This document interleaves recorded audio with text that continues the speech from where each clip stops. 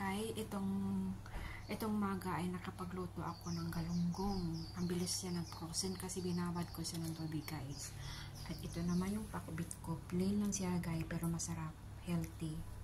Walang ano lang siya, asin, toyo, yun lang, guys. Yan, guys. Ito ang pinakamasarap. Ang paborito ko, guys. Yan, masarap yan. At saka ito yung pakbit, guys. Thank you for watching. Ang sarap. Ito yung kainin ko mamaya. Itong kainin ko yung ngayon almusal, guys. Masarap, guys. Ito naman yung pagkain ng aso ko. Ayan. Ito mamayang gabi. Ito another sa sunod ng araw. Ayan.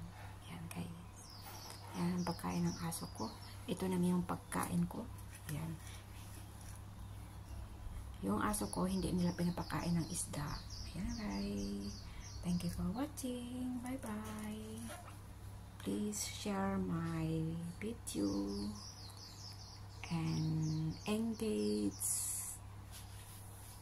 Salamat sa inyo. Thank you. Maraming salamat sa mga palalab ko at sa mga heart ang binibigay niyo sa akin. Maraming salamat. God bless. Ito yung version ko yung maga ko. Taran! Bye-bye!